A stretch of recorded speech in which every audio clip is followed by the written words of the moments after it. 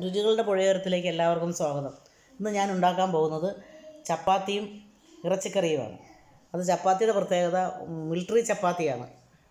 അതിനകത്ത് സ്വല്പം ചൂടുവെള്ളം ഒഴിച്ച് അല്പം ചെറു ചൂടുവെള്ളം ഒഴിച്ച് ഇച്ചിരി നെയ്യും കൂടെ ചേർത്ത് നന്നായി ഗോതമ്പൊടി കുഴച്ച് വയ്ക്കുക. അതിനുശേഷം ഇറച്ചി കുക്കറിലേക്ക് ഇട്ട് നന്നായി ഉപ്പും മഞ്ഞൾപ്പൊടിയും മസാലപ്പൊടിയും ചേർത്ത് നന്നായി ഇളക്കുക. 2 സ്പൂൺ മഞ്ഞൾപ്പൊടിയും 1 സ്പൂൺ മഞ്ഞൾപ്പൊടിയും 3 സ്പൂൺ മസാലപ്പൊടിയും ചേർത്താണ് ഇളക്കുന്നത്. ഇളക്കി കുക്കർ അടച്ച് നമുക്ക് ഇറച്ചി വേവിച്ച് വയ്ക്കാം. അതിനുശേഷം ഇറച്ചി വേകുന്ന നേരത്ത് നമുക്ക് ചപ്പാത്തി പരത്തിയെടുക്കാം.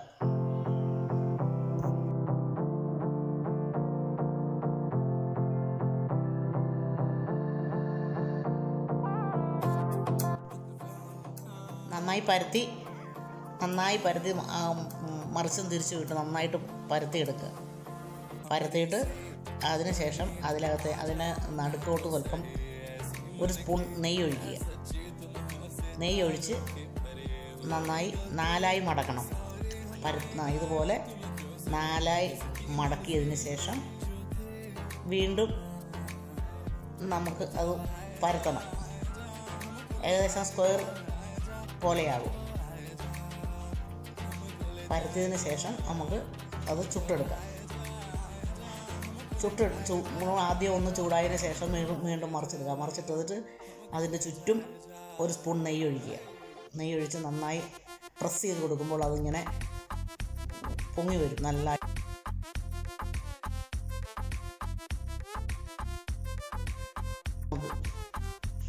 എടുക്കാം. ഇങ്ങനെയാണ് ചപ്പാത്തി ഉണ്ടാക്കുന്നത്. അതുകൊണ്ടാണ് ഇതിന് പണ്ട് മിലിറ്ററിയിലൊക്കെയാണ് ഇതുപോലെ ഉണ്ടാക്കിക്കൊണ്ടിരുന്നത്. ഇപ്പം അങ്ങനെയൊന്നും അല്ലായിരിക്കാം. മിലിറ്ററി ചപ്പാത്തി എന്ന് ഇതിന് പറഞ്ഞുകൊണ്ടിരുന്നത്. നല്ല ടേസ്റ്റാണ്. കറിയൊന്നും ഇല്ലെങ്കിലും കഴിക്കാൻ നല്ലതാണ്. കണ്ടോ, നന്നായി പൊള്ളി വരുന്നത് കണ്ടോ. ഇനി നമുക്ക് ഇറച്ചിക്കറി ശരിയാക്കാം. ചീനച്ചട്ടി വെച്ച് എണ്ണ ഒഴിച്ചിട്ട്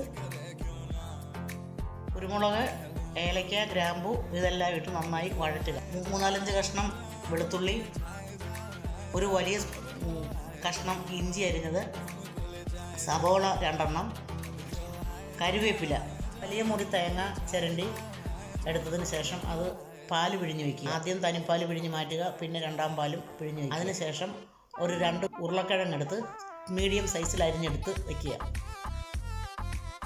ഇനി ഇതിലേക്ക് ഇഞ്ചി, വെളുത്തുള്ളി, പച്ചമുളക്, സവോള ഇതെല്ലാം ചേർത്ത് നന്നായി യോജിപ്പിക്കുക.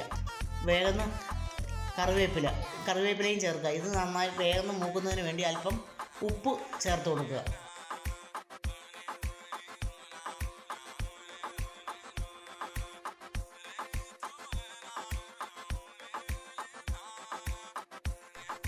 അത് വഴലുന്ന നേരം കൊണ്ട് നമുക്ക് 2 തക്കാളി അരിഞ്ഞ് വയ്ക്കാം.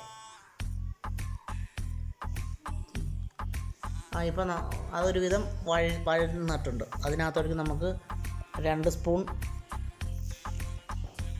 സ്പൂൺ മല്ലിപ്പൊടി, 3 സ്പൂണോളം 3 ടേബിൾ സ്പൂൺ മല്ലിപ്പൊടിയും 1 സ്പൂൺ ഗരം മസാലയും കൂടെ ചേർത്ത് നന്നായി യോജിപ്പിക്കുക. അത് മൂത്തതിന് ശേഷം അതിലേക്ക് 2ാമത്തെ പാല് പിഴിഞ്ഞ് വെച്ചിരിക്കുന്നത് ഒഴിക്കുക. ഒഴിച്ച് നന്നായി ഇളക്കി അത് അല്പസമയത്തേക്ക് നമുക്ക് മൂടി വയ്ക്കാം. അതിൻ്റെ പച്ചമണമെല്ലാം പോയി അതിനോട്ട് യോജിച്ച് കഴിഞ്ഞതിന് ശേഷം നമുക്ക് അരിഞ്ഞ് വെച്ചിരിക്കുന്ന ഉരുളക്കിഴങ്ങ് ചേർക്കാം. ഉരുളക്കിഴങ്ങ് ചേർത്ത് നന്നായി ഇളക്കി യോജിപ്പിച്ച് അല്പസമയത്തേക്ക് നമുക്കതൊന്ന് മൂടി വയ്ക്കാം. നമുക്ക് തുറന്ന് നോക്കി ഉരുളക്കിഴങ്ങ് വെന്തിട്ടുണ്ട്. അതിലേക്ക് നമുക്ക് ഇറച്ചി, കുക്കറിൽ അടിച്ച് വെച്ചിരിക്കുന്ന ഇറച്ചി അതിലേക്ക് ചേർത്ത് നന്നായി യോജിപ്പിക്കുക.